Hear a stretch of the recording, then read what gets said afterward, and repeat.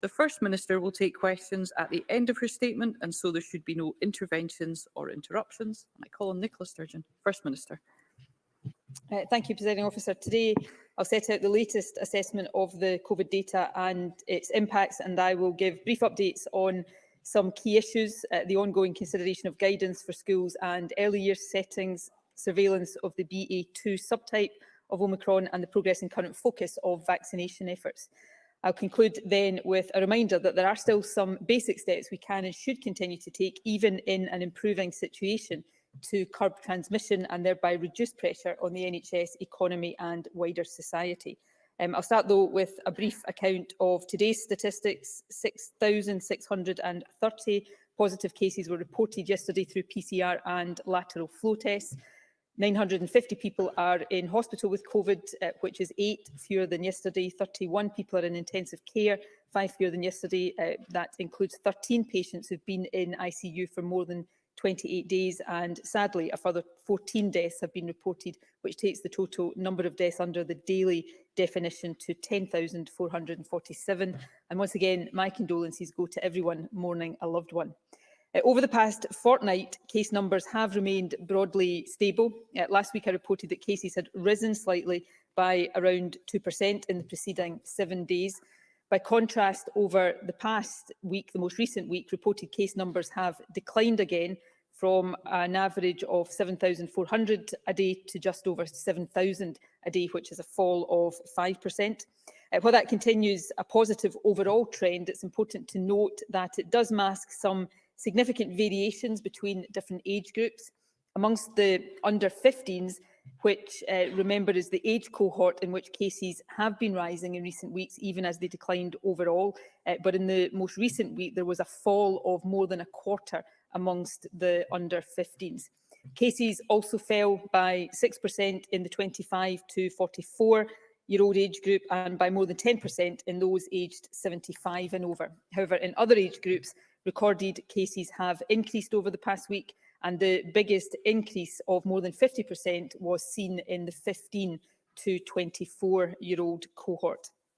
As I have noted in recent weeks, it was always likely that we'd see some uptick in recorded cases as a result of the return to work and school after Christmas, and more recently, the lifting of protective measures that had played a part in stemming transmission. So we shouldn't be overly surprised by the increase in some age groups, nor at this stage should we be unduly concerned. However, we will continue to monitor these trends and any associated impacts from them.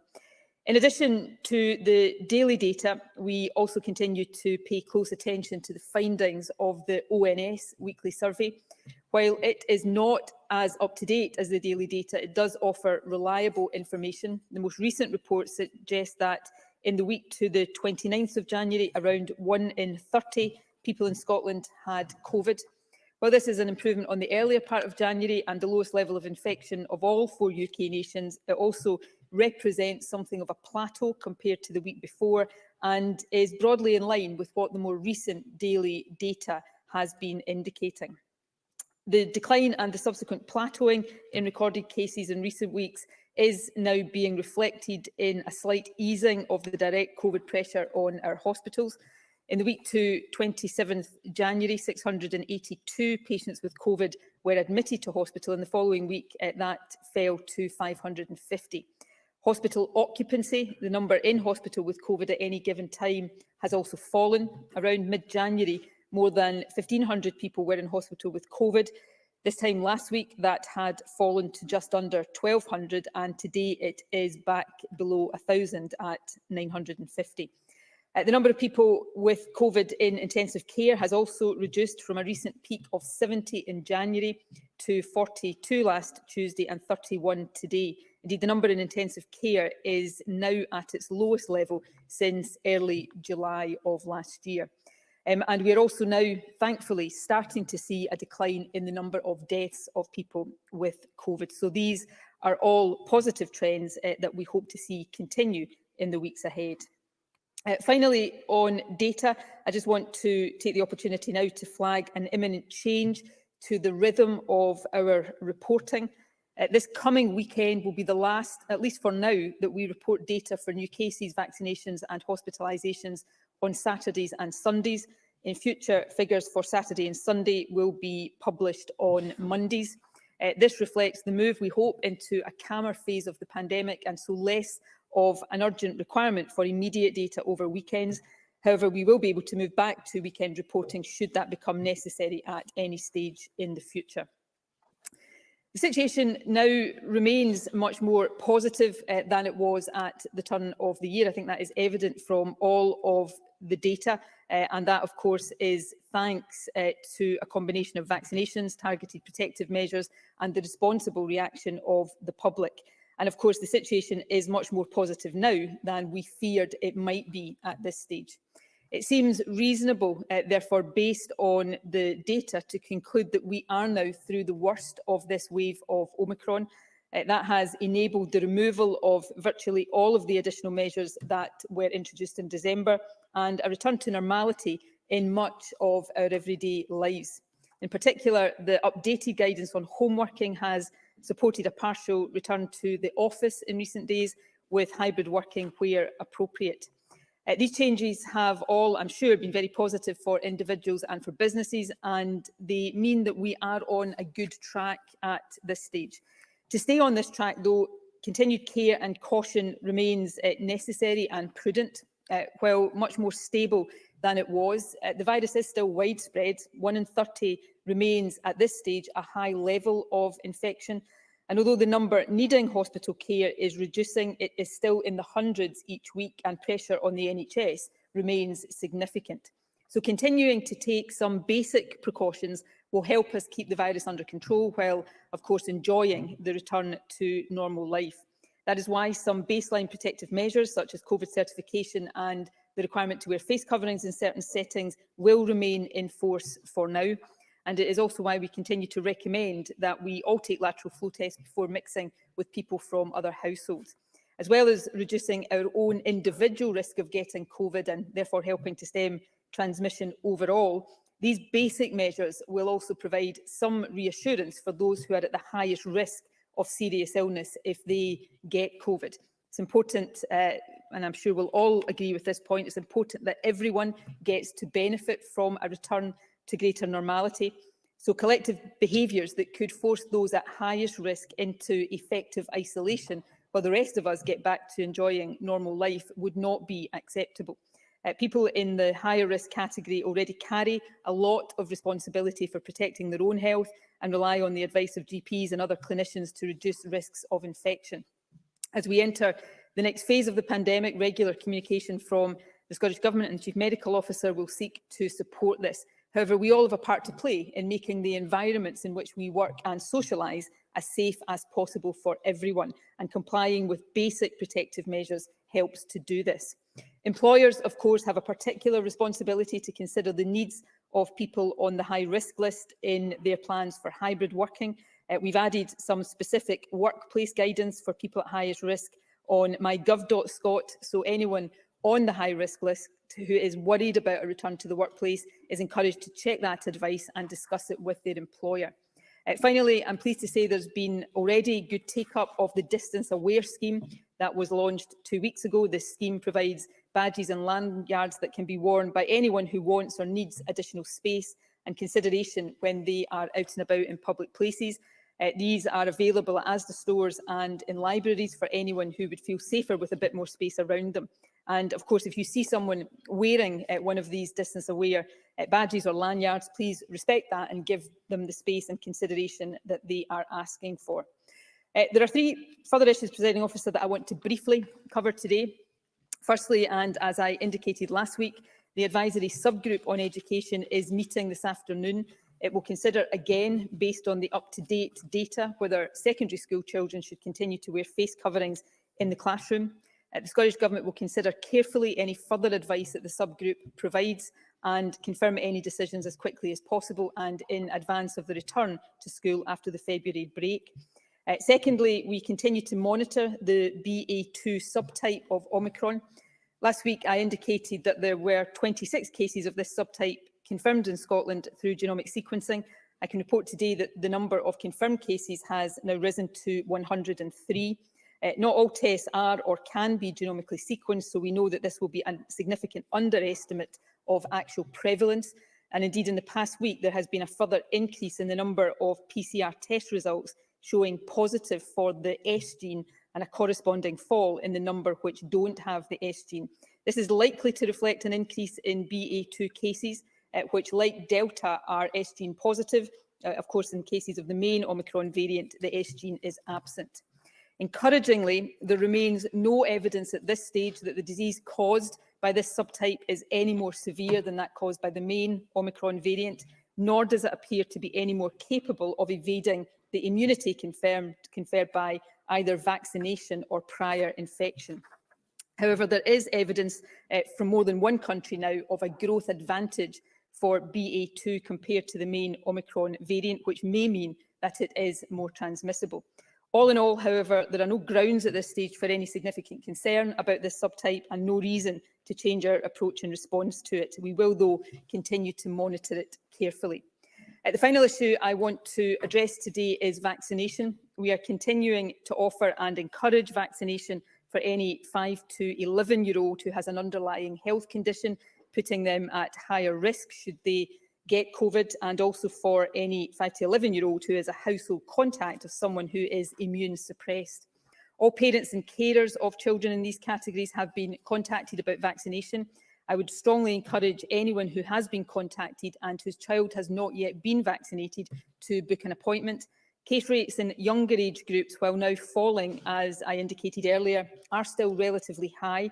So vaccination is an important way of providing better protection for children who might be at higher risk. A new marketing campaign is also being launched today to stress again the importance of vaccination, including booster vaccines.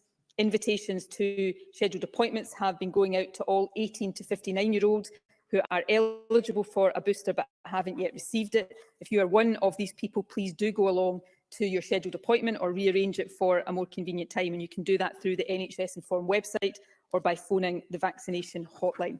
It is beyond any doubt that getting the booster significantly reduces your chance of falling seriously ill from COVID.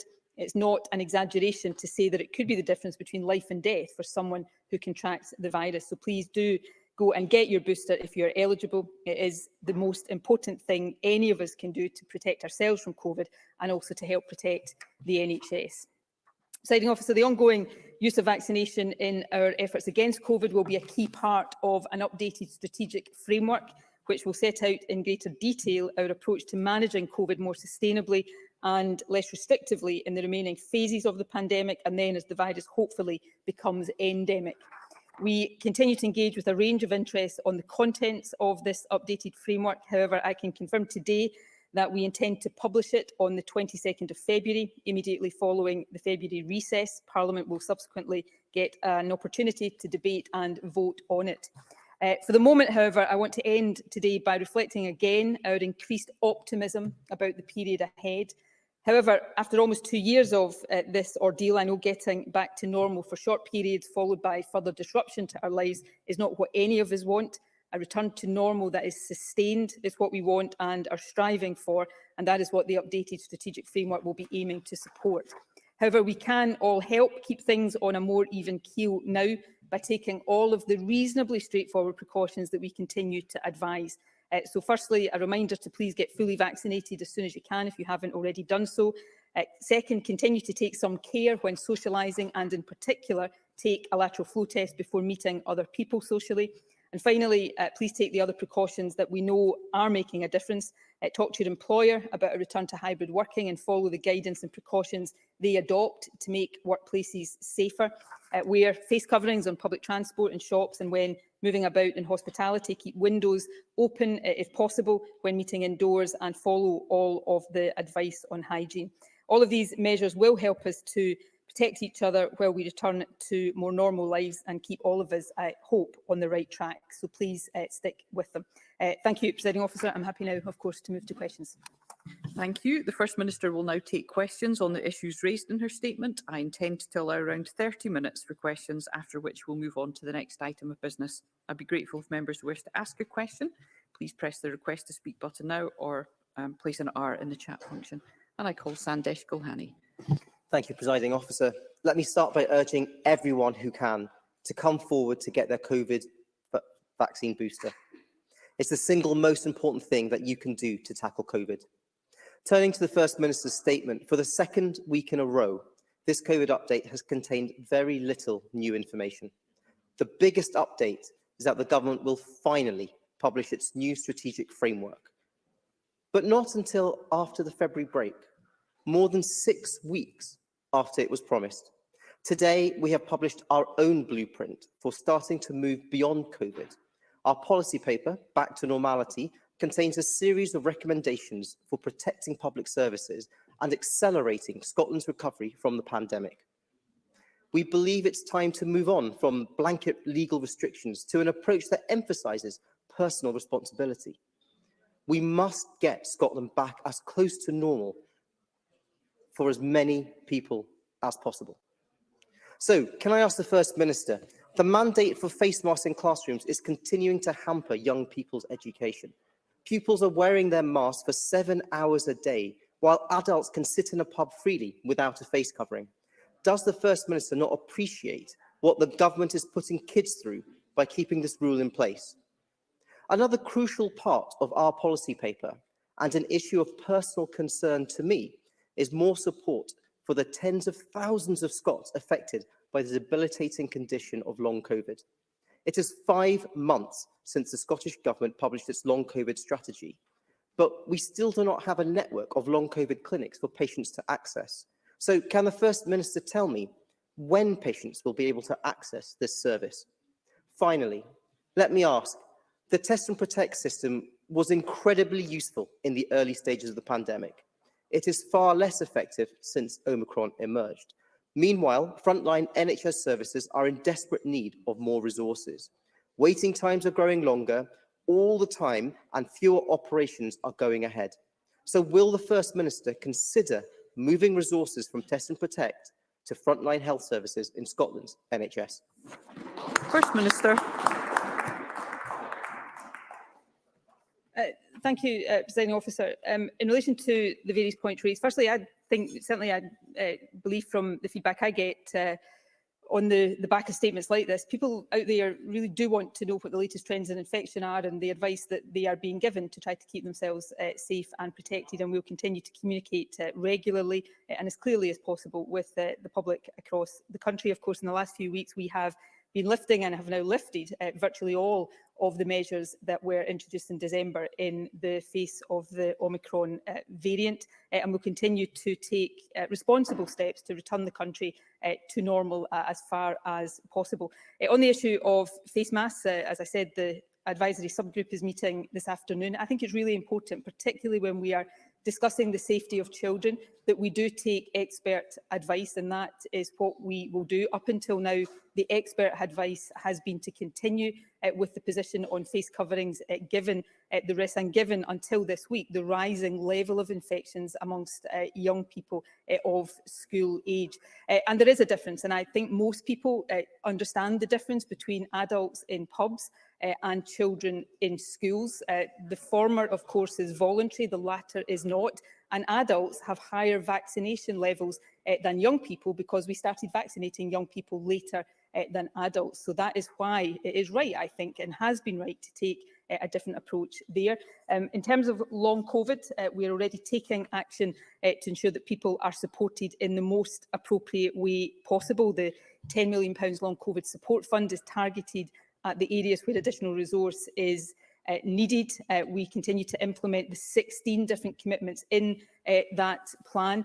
Long COVID clinics are one model that boards will consider, but there is no one single approach that is likely to fit all areas and circumstances, which is why we support a range of approaches and will continue to do so.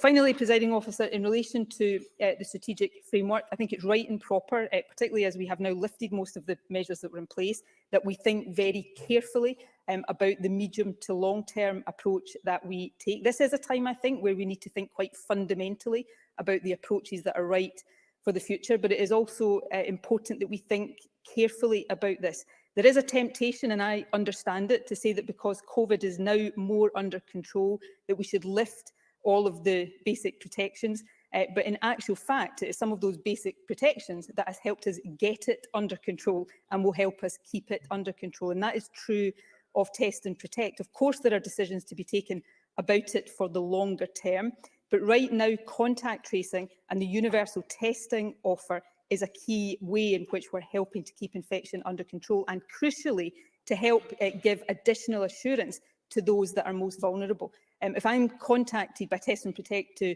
be told that I've been a close contact of a positive case, then that will help me behave in a way that breaks transmission chains generally, but it will also mean I can behave in a way that doesn't put those that are most vulnerable at highest risk. So these are important interventions right now, and we'll consider their future very carefully. And of course, we'll look carefully at the proposals published by the Conservatives, as we will at those published by Labour, but we'll take responsible and proportionate actions to support the country through this and back to normal in a safe and sustainable way.